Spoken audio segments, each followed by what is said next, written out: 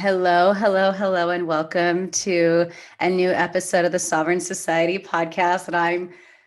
This conversation is really, really special to me because I have Quddus in the house. And what's really wild is this marks 10 years since I became a journalist. I was a music journalist before I became a spiritual teacher.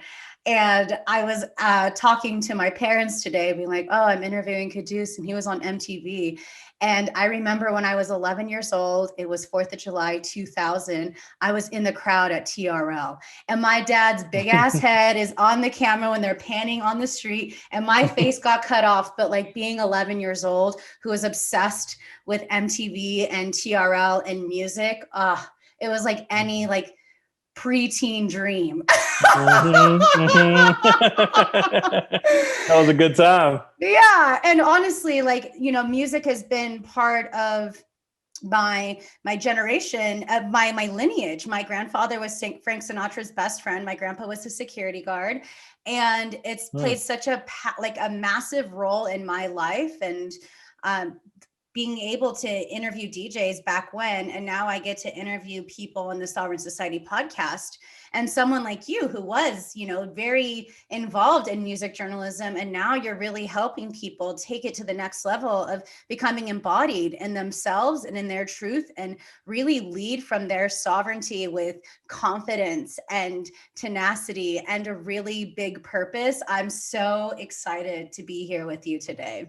Yeah, I'm excited to be here with you. I love that. I love that we both have that background of music. I think music is the most spiritual thing happening, actually. Without a doubt. I mean, it's definitely challenging right now because I teach at festivals, I speak, and I teach Kundalini yoga, and I do sound healing, and all of that was stripped away. I haven't been able to gather with my friends, but I think what's going to be coming out of this, there's so many artists that are really honing in, and the amount, there's going to be a beautiful art renaissance that's coming from this quarantine. And we're already seeing it. Like, people are transmuting their anger into passion in a way of, using their platforms, whether it be music or whatever, to be part of the solution and to speak up and to really show up in the space of integrity and really remember why they started is the big thing that I'm really hearing. Yeah, absolutely. Yeah, it's a good time to go deep and reflect and excavate anything that's in the way of our truest self, and then pop out of this pandemic all the better for it, hopefully. Prayers up. Yeah, totally. I think there's a lot happening behind the scenes that are really setting the ground, a beautiful foundation as to how, when all this is said and done, now what kind of thing. Like, we learned from that. How has that made us into a more compassionate, more aware person and being that is really being generous and kind? And I think to me, this just feels like a massive sacred disruption that has steered everyone, because people were just kind of going on the hamster wheel for a while. And then there was a wrench thrown in where now it's okay, I really need to reevaluate and reassess. Yeah. There's something about being humbled, like we've all collectively been humbled, that really does give a lot of space for considering a different path. In my case, I actually got COVID-19, and I was actually so busy with the activism around George Floyd and so many others that I actually strayed from the thing that I said I was going to do this past year. And so getting COVID-19 put me on my ass literally for a few weeks to actually contemplate the way that I've been going about the year. Not to say that the activism was a distraction in a reductive way, but it was a moment for me to actually get back to the main thing for me. Because by no means can I say that activism full time is what I'm here to do. I'm here to bring activism into the lanes that I've been existing in.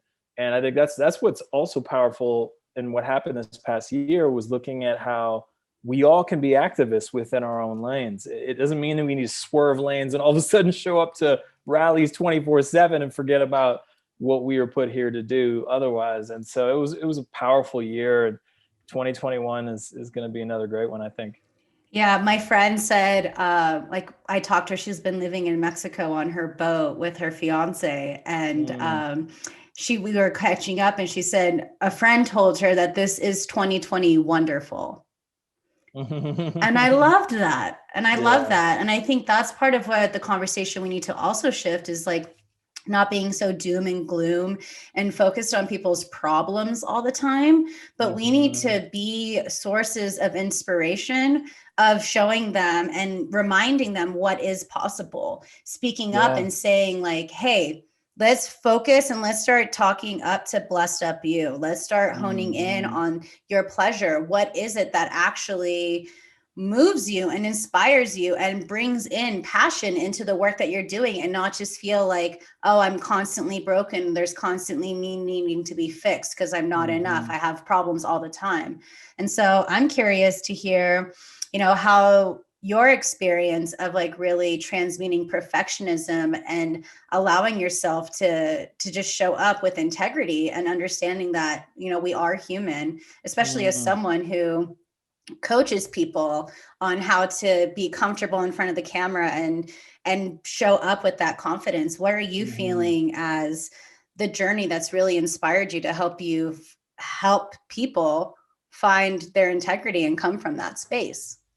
Integrity is such a great word to start on, because I think that within every turning point in my life, it was a trigger point within myself. It was not feeling integrous within myself that then had some sort of manifestation, whether it was getting COVID, for example, or just feeling off and not feeling in flow. And so when I first started at MTV, I remember I got in the door because of my passion, because I was integrous to what lit me up in that meeting with that talent development guy. But then once I got in the job, I started to feel like I wanted to do it right. And I wanted to make sure I kept the job. I had something to lose at that point.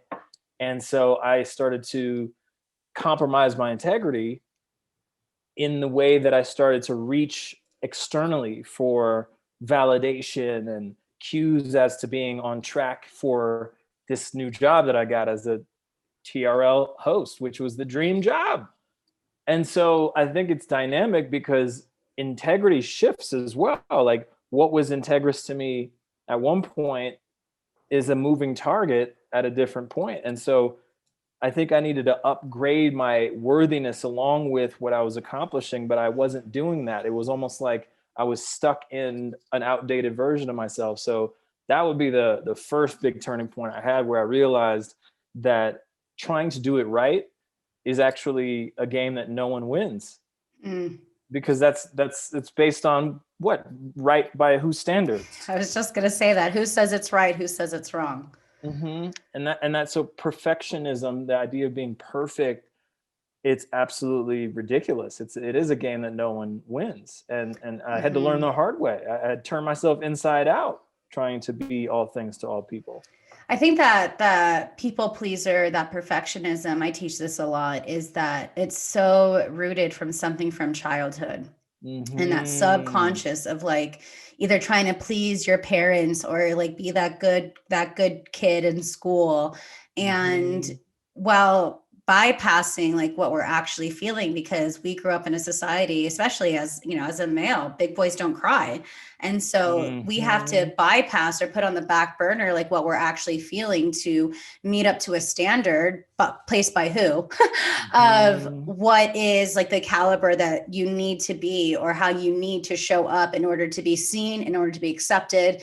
And I do think that that perfectionism and that fear of rejection really go hand in hand.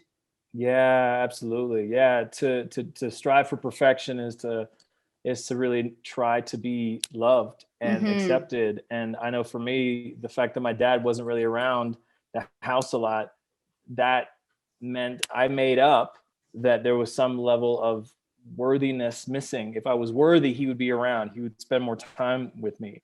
And so in that void, I think I made up that I needed to have the most dynamic personality, that I needed to be so charismatic, so funny all the time. And it was exhausting. It actually led to burnout. So it's a really slippery thing, this idea of basically catching up to what we were supposed to heal way earlier in our lives. I guess supposed to is another notion that we could look at, because what is a linear life? It's like what timeline are It's we a on? We're trauma all different. response. It is, It's yeah. a straight up trauma response. It's like, oh, like there's something within that nervous system that just is like, ugh. And I know for me, like, so like the past 9 years, since I left becoming a music journalist, and after I got struck by lightning and like had to really do that deep work of healing my nervous system, a lot of Mm, those situations really came up of what standard, who am I trying to impress, who am mhm, I pushing myself to be, and to just nourish so and give so much love to younger Sabrina, who had those traumatic situations and mhm, stories. And I mhm, think there's going to be something more beautiful that comes when we generously share our experiences in terms mhm. of how we did conquer, in Yeah, terms of, hey, if I could do it, you sure as hell can too.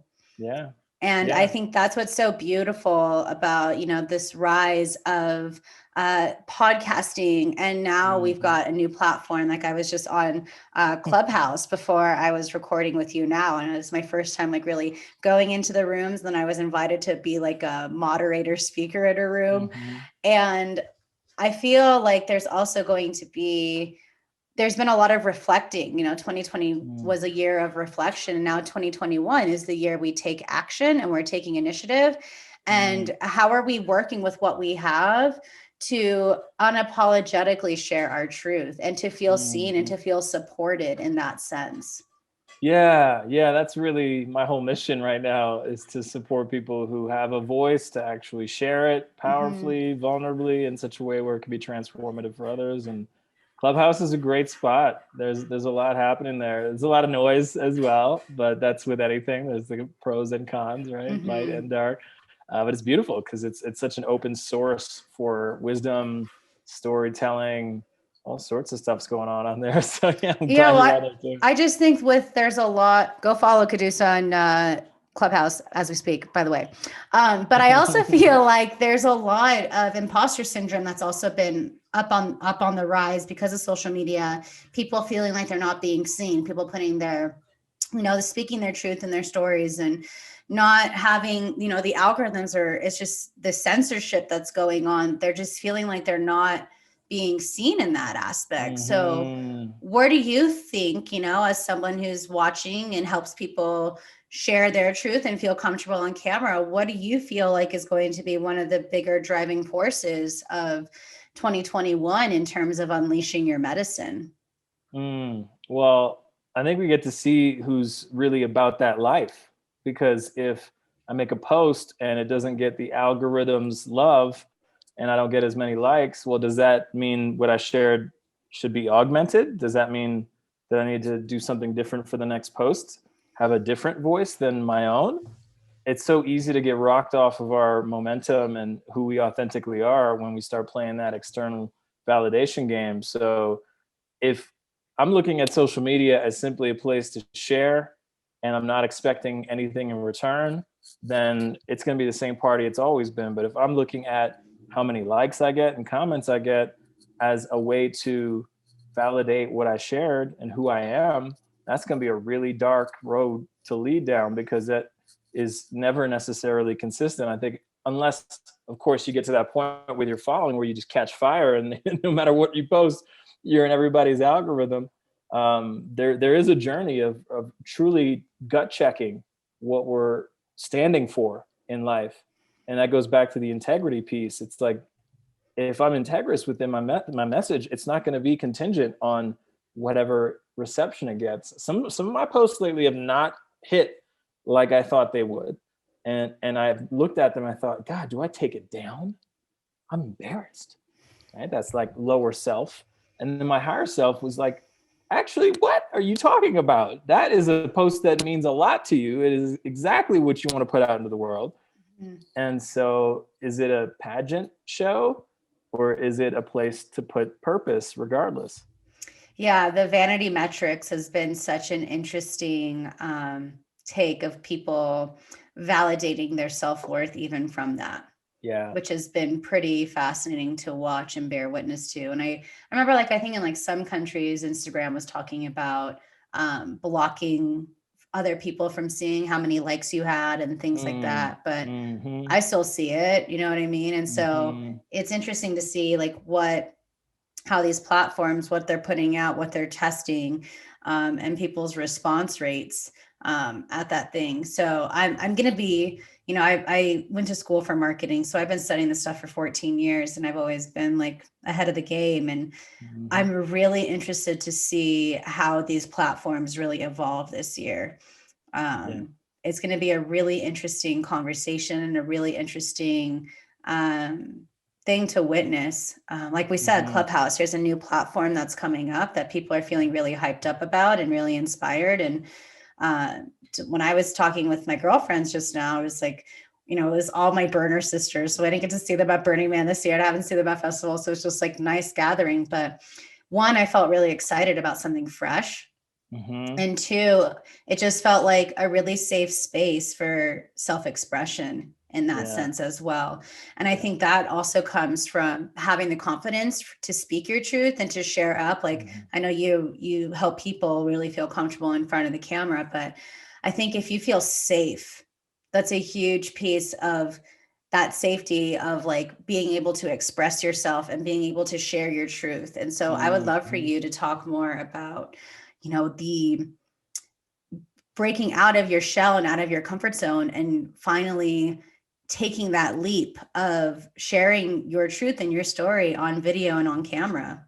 Yeah, yeah. And on Clubhouse too. I mean, I Yeah. think that bottom line is getting to that point where the authenticity of the expression that you have is more important than anything. And to get to that point, I have a method that I offer folks called the Media Mastery Method.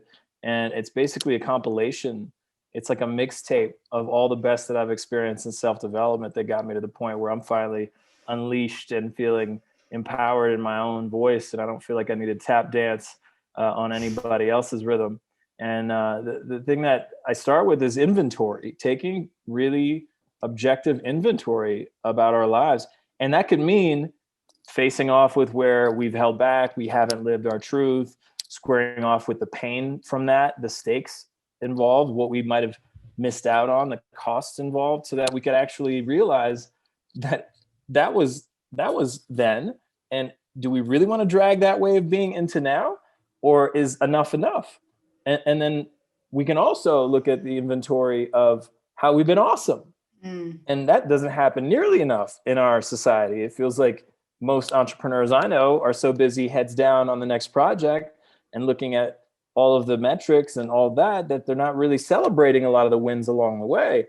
And so it goes both ways. It's facing off with the shadow, and it's also really celebrating the light. And then once we have that full scope of inventory, then I think we can really look at potentially a new identity for ourselves and upgrade in the identity. Like if you held yourself as a shy person, like I know some friends of mine don't really consider themselves the type to jump on Clubhouse. Well, where'd they get that? Where'd they get that? Is that the truth with the capital T? Is that something that's maybe a little transformative and malleable, something that we can actually get into a different space with? And I know for me, I had a lot of stories, emphasis on story, that I wasn't smart enough, that I wasn't good enough to be on television.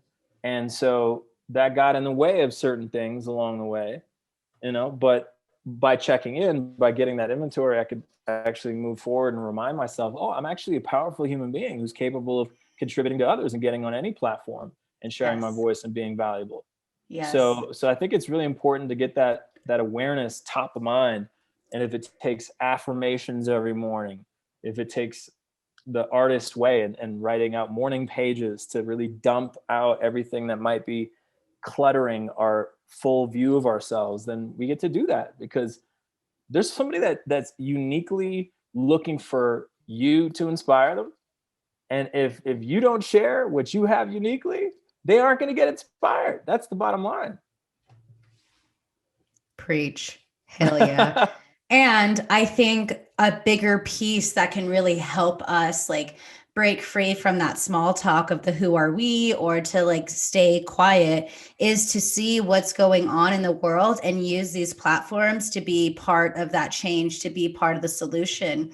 And so I thought it was really beautiful, just the rise of allyship and having a lot more conversations that have needed to be had. Because as I shared in my last episode of the Sovereign Society podcast, the greatest matrix to dismantle in America is white supremacy. Like it's the root of everything. The white man stole from the indigenous. We're seeing on and on and all, just the lack of compassion and the equality. And, you know, with so much of now Saturn and Jupiter in Aquarius, we're diving into Aquarius season here soon.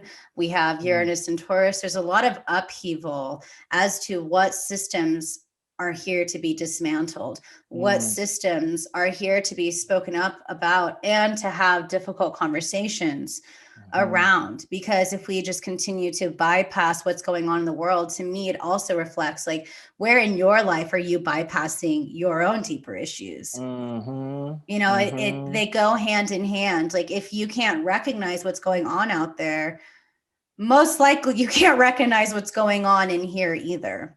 Yeah. Most people don't want to face off with pain and discomfort. We want to keep eating our Cheetos, watching Netflix and chilling. And then now all of a sudden there's all this contrast and it's hard to face off with.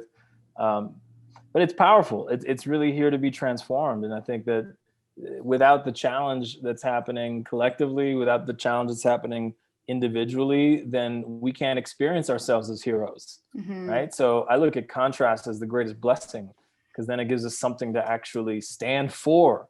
You know, when everything happened over the summer last year with George Floyd and all the other suffering that we're seeing, that gave us so much fire.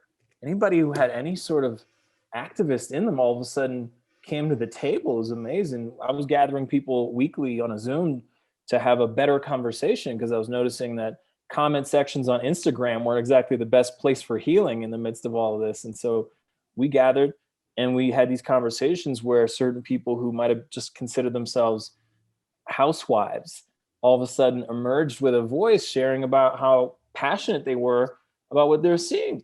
And so, I mean, when I look at the big picture of everything that's been happening, it really is an opportunity to rise up. It is an opportunity to experience ourselves as heroes and stand for something. So it's beautiful when we look at the big picture. I know sometimes when we're in it, it's just hard. You can't tell the forest from the trees, and you just get hit with branches as you're walking through the jungle of life. But then from 10,000 foot view, this is it. This is exactly what makes this great.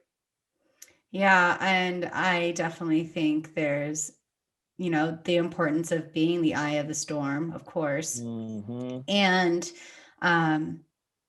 it's also, there needs to be a time of not being like over bombarded with information too. Like I was looking through my YouTube today and it was just like all news stuff. And I was like, oh, this just is like attacking my nervous system. And it's causing me a lot of anxiety. And so part of the thing that I've done is, of course, like I've been an activist my whole life. And I became a music journalist in the beginning because I was really disgusted on how I was a house music journalist. And so I was interviewing all the DJs during that time in like 2011, 2012, when like house music skyrocketed. And I was getting really upset with how mass media was portraying my community as just being a whole bunch of degenerates and pieces like that. And I started my own, you know, company to speak up and to have a voice for my community that weren't being seen. And of course, there's so many different demographics and different groups and communities that have issues. And I mean, in the yoga community, there's not enough talk about the Indian culture and how a lot of that has been whitewashed. We're seeing like there's so many conversations to be had. And I do believe that this will be a year where we're going to go even deeper on those conversations. Like it felt like 2020 was the year where it was like just getting started, but there's still a lot to be resolved, and we still like it's not over yet. Yeah. we wish, some of us wish, but it's a process. Healing is not linear. It's not on any timeline, and we need a lot of healing. That we got to see George get killed like that, and we all collectively, I think, experienced PTSD as a result of Trump's administration. Now we're all in a state of shock. And like you said, I think 2020 was that state of shock. And some of us were still in action, but Lord knows I wasn't really processing for myself until I got COVID. And then I had to sit my ass down and deal with my stuff about all of it. And yet I was so busy facilitating other people's experience of breaking through. So I think it's constant. It's constant. The maintenance of our own heart and mind and soul is a day-to-day battlefield, I like to say. And so every morning I've been doing my morning routine, like my life depended on it lately. And it really does. I think when I see the days that I don't necessarily invest in that hour to meditate and to have affirmations and visualizations and tune myself to what it is that I want to create, it's so easy to get whipped around, like you said, with YouTube and all these other platforms that are constantly hitting us with stimulus. So it takes a diligence and a mindfulness to navigate things mindfully and feeling good and choosing. I just did this whole post about curating our thoughts being the most important thing that we could do. You know, like there's so much information. I hear so many different voices throughout the day, and they're all so compelling. They all seem like the truth. And then there's a beat of considering, well, is it my truth to run with? And so anyway, it's been an incredible journey. Wow. And to know if what you just said, is it my truth to run with? That takes work to understand what is your truth. Yeah, for sure. For sure. That's part of the deeper thing. That is. And it's something that obviously I've dedicated my whole life to, because it is constantly evolving. I think our truth can change as we get hit with different influences. And that's why it's so dynamic to be online, because one wants to be open. I want to be open and receptive and consider other points of view. And then sometimes it can get to the point where it confuses and conflates things. But sometimes that's actually the shattering of my point of view that needs to happen in order for me to expand my ability to have more information and more awareness than I had before. And so that's why the information age is so dynamic. It's a lot, but it is a beautiful thing ultimately, because we have more at our fingertips than ever before. Yeah. I mean, what I'm doing my best is to hear like both sides and to see like where they're coming from that anger or that rage or that like blah, I'm doing my best to just be in that hawk perspective and to see like how like this is their mindset or this is their mindset, what resonates with me, how can I practice discernment, and from it like bridge the gap and be part of the solution. Because for us to like really come and unify within each other, there also needs to be a level and an awareness of an agree to disagree. That I think we forget about too, because it's always like a my way or the highway kind of mentality that's been going. And so how can we be more compassionate? And if there's some like little nugget of wisdom or some like compassionate care we can give to someone that is reacting out of pain, I think that's such a beautiful opportunity for us to really start unifying again and really coming together as, children of this planet and remember the bigger purpose as to why we're here. Yeah, absolutely. Well, that's the thing. Sometimes that discernment is to actually be able to see the intention behind someone's communication and not necessarily how it's being delivered, because it could be getting delivered from a lot of pain and a lot of hurt. And maybe it's just a word choice here or there. I saw that so much this past year. There was a whole new lexicon for people to get with if they hadn't necessarily been in the trenches of racial justice, that all of a sudden they needed to get hip real quick. Otherwise, if they didn't get the nuances of a word, they were going to get flame broiled online. And yet it's as much a responsibility for the people who are communicating as the ones who are listening to discern, well, where is this person coming from? Because if this person is not trying to do damage, it's important to recognize that, right, before going to some sort of conflict. And so, yeah, that discernment. What helps you to discern? What helps me to discern? First of all, I connect to God and I connect to my highest self, and I say, use me, right? That's my first step. How would you have me be today? How would you have me show up today? Step 2, I listen. And when I listen, I get out of my ego mind of like what is right or wrong. And I come up and I show up as that like clean slate and as a container for them to feel safe to express. Yes. But before that, I also protect myself, and I'm calling in God. I'm calling to protect myself so that energy doesn't leech on if there's like some underlying bullshit or whatever that they're like projecting or trying to project onto me. I don't consent to that. So that's another thing. I don't consent to anything that is steering me off course from my highest self and my highest truth. And then I listen. I stand on a platform of sovereign embodiment. So I take into consideration what I've learned, my experiences, my gifts, how my body's reacting, how my heart, how my chest, how my breath is reacting. And again, like you said, what is their intention? Really honing into what is the intention. Are they here to entice fear? Are they here to help protect? Are they here to support? Are they coming from compassion?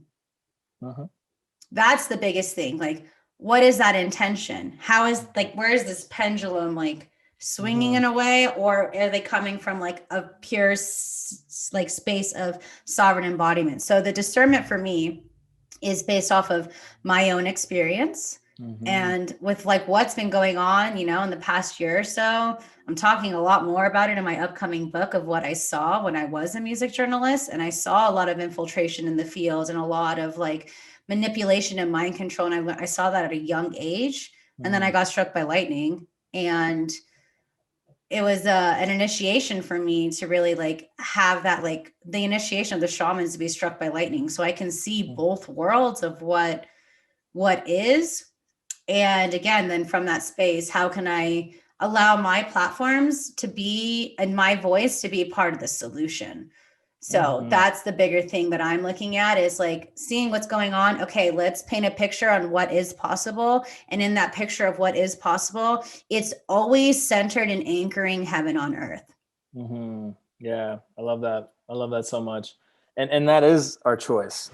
It really is. I think that your step 1 is such a powerful one, because without that source of attunement, then it's so easy to get distracted. It's so easy to get into a different frequency.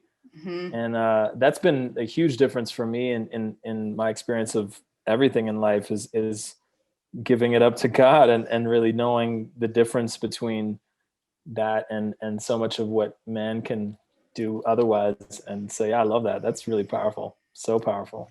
Thanks, brother. Yeah. And I think it's interesting to see too, because when I started on the spiritual path, I had a lot of anger towards God of like, why did you put this on my plate?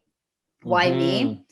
And it's really beautiful right now too in the spiritual community to see more people actually use the word God and like talk about God, and remembering that essence. And I think like really not so much of an evangelical standpoint, because I've also seen a lot of that.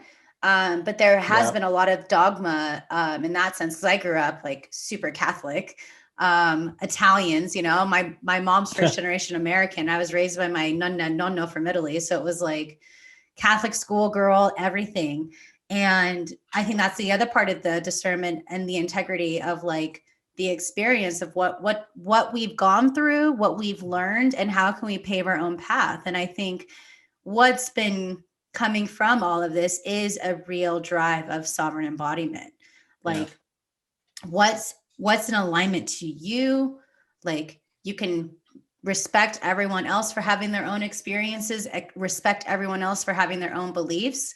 And when there's people that are coming out with like so much vengeance, like we've seen lately, that's where I especially give it up to God. And I'm like, take this, like handle this and allow it to be used for the greater good of all. And then use me to be the messenger, use me to create a sacred space like this podcast, like my social media platforms, whatever, to activate and to offer those transmissions and codes to help people just come back home to themselves. Yeah. Yeah. You know what comes up when I hear that, this piece about vengeance and how we're looking at the Capitol being stormed and all sorts of things that are nasty. They're not our best self.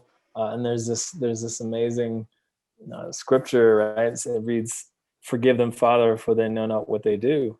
And I keep coming back to that lately, because I think if folks knew the sort of trauma that they're creating in others, and they really got with that, like you said, the compassion to actually leap into someone else's consciousness, they wouldn't do it. They just wouldn't. They're just really wounded, and this is their cry for help. Mm-hmm. And I think it goes beyond government. It's so connected to family and ancestral. I mean, there's definitely government pains for sure of the injustices and pieces like that, especially when we're talking about racial and class more specifically, without a doubt.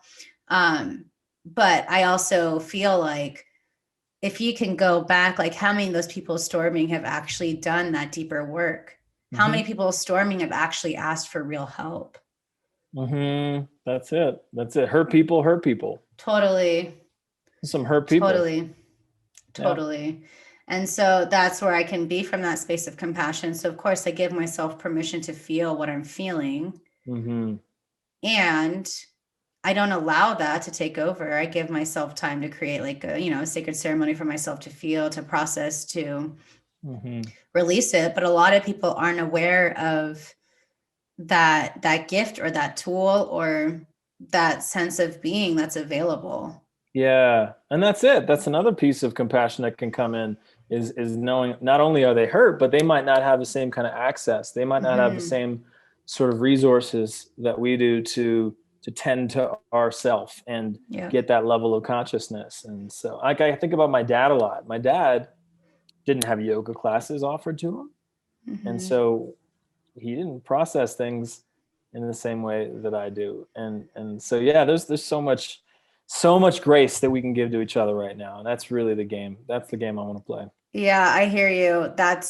Like my word for 2021 is liberation.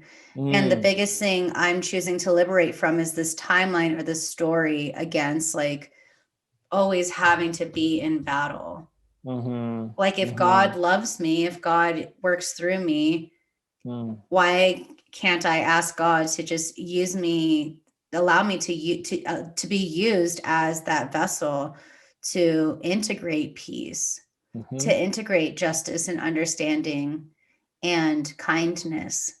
Yeah. Because that to me is the true like walk of Yeshua. Like I think it, like the scripture part that always comes in my head is like Jesus loved the leper. And leprosy is a nervous system disorder.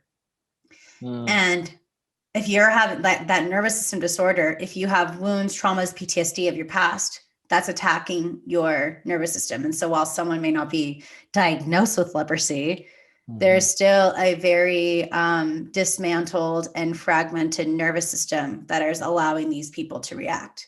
And so that's what goes through my head when I see people storming the Capitol, when I see people like enticing riots, when I see people hurting other people, is this like, I do my best to like send so much love to their inner child. Yeah.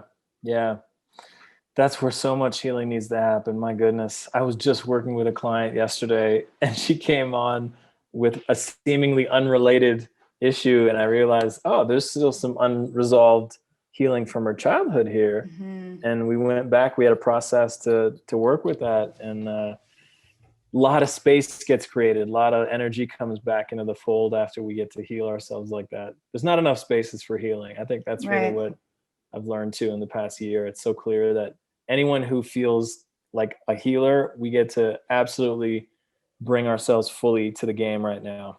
I'm here for it. So how do you Mm. feel like, someone who has a history with like the music industry, how do you feel like a lot of musicians and artists in that aspect, and even let's say production workers as well, because a lot of them don't have jobs right now.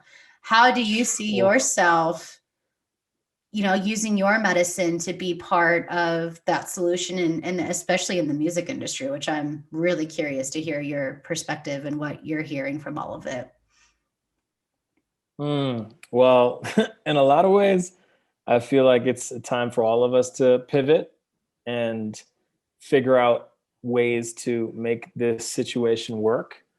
And so I don't think the music industry is that different in some ways than the restaurant industry. And then we look at a lot of industries. The only ones that are surviving without a hitch are the ones that were already completely virtual, making money through some sort of an e-commerce type of bend. And so with the music industry, wow, there's still a lot of ways to connect with fans. There's a lot of ways to add unique value in that way. There's obviously not the same venues, but there's a lot of ways to still be creative and connect and to make money. It's funny though, I don't really consider myself someone who's in the music industry like I used to be. Right. I have clients who are in the music industry, and we work on their stuff. But yeah, it's a good time to be adaptable. I'll put it that way. Totally. Yeah, because I asked you We that get to because all be the untethered souls.